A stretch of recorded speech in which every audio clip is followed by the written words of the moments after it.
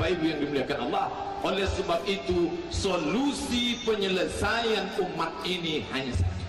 Apa itu? Khilafah. Itu khilafah. Tegaknya khilafah, maka selesailah masalah. Yang seperti mana khilafahnya? Tolong tunjukkan negara khilafah yang Anda cita-citakan seperti khilafah siapa? Ternyata dia bisa membuktikan. Seperti Abu Bakar tidak katanya, Umar tidak, Utsman tidak, Ali tidak, Muawiyah tidak. Terus seperti apa?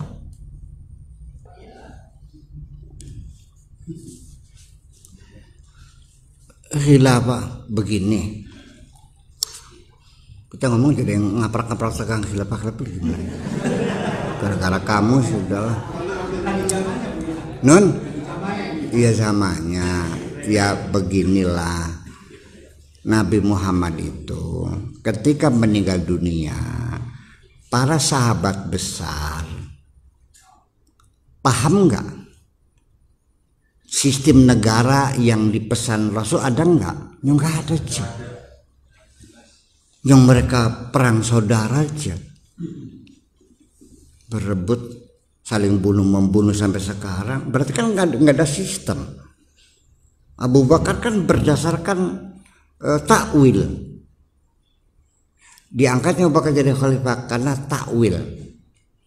Dalilnya dalil takwil, yaitu satu-satunya sahabat yang pernah disuruh ngimami sholat itu adalah Abu Bakar. Berarti itu Abu Bakar lah sebagai kan takwil, bukan berdasarkan konstitusi,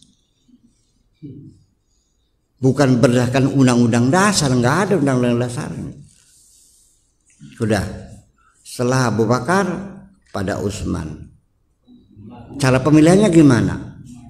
Bisa ya pakai rekomendasi. Setelah saya yang melanjutkan adalah Umar. Setelah Umar, ketika ditusuk sama Abu Lu'lu'ah itu, Khawarij itu, dalam keadaan dia sedang parah, apa dia bilang? Dia menentukan sekian orang, 7 orang, 6 orang, ini silakan pilih salah satunya. Ini calon-calon orang-orang yang terbaik. Yang jadi juri siapa? Jurinya yang menentukan anaknya Abdullah bin Umar.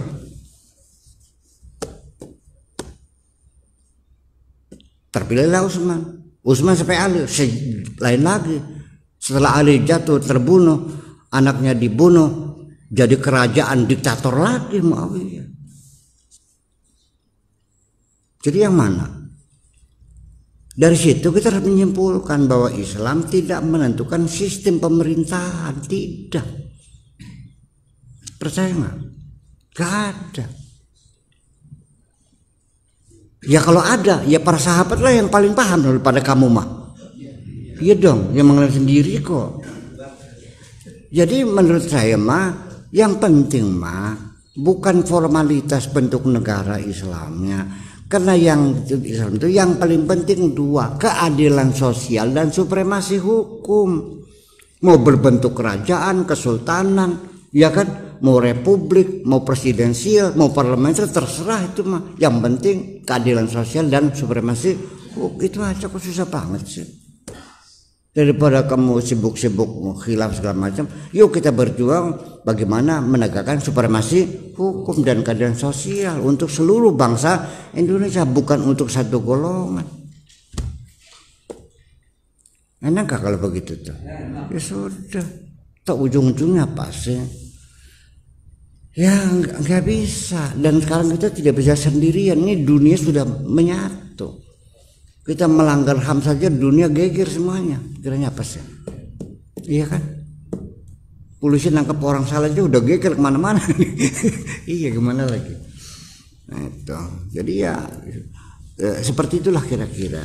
Nah, kita kembali kepada persoalan. Itu nggak ada solusinya gitulah. Jadi saya juga tidak bisa berkomentar banyak tentang masalah itu. Jadi akhirnya ya apapun, ketika saya mengomentari bagaimanapun kalau masih akan salah. Apapun komentar saya pasti nantinya disalahkan.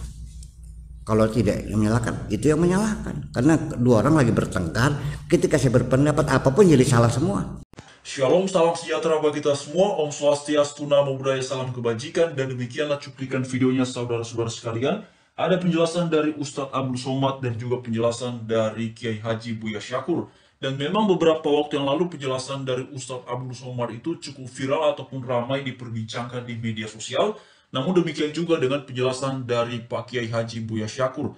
Oleh karenanya, saudara-saudara sekalian, pada kesempatan ini bagi saya secara pribadi tentu ya lebih mengharapkan dan terus menginginkan kiranya Pancasila lah yang terus menjadi falsafah kehidupan berbangsa bernegara kita di Indonesia, karena memang demikianlah sudah sekian lama hal itu yang diharapkan dan digagas oleh founding fathers kita mengenai Pancasila. Apalagi bangsa Indonesia inilah bangsa yang besar, bangsa yang luar biasa dengan segala hal yang banyak beragam di dalamnya, ya dengan segala hal keberagaman di dalamnya. Dan oleh karenanya saudara sekalian, yang menjadi jawaban atas situasi yang seperti ini, kalau saya secara pribadi meyakini itu adalah Pancasila. Oleh karena sangat jelas ya, Pancasila dalam silanya yang pertama jelas mengutarakan ketuhanan yang Maha Esa. Kita semua tahu dan paham betul bahwa bangsa ini adalah bangsa yang beragam terkait dengan para penganut agamanya. Jadi Indonesia ini bukan hanya satu agama, saudara ya.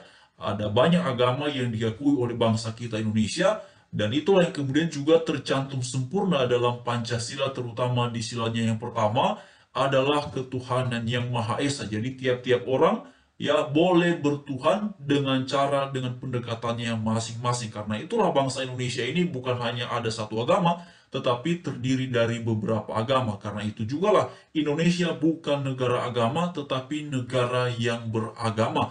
Lalu kemudian di dalam silanya yang kedua juga diuraikan mengenai kemanusiaan yang adil dan beradab. Nah, inilah luar biasanya bangsa Indonesia ini ya, diuraikan mengenai kemanusiaan yang adil dan beradab, dan juga ada penjelasan terkait dengan persatuan Indonesia.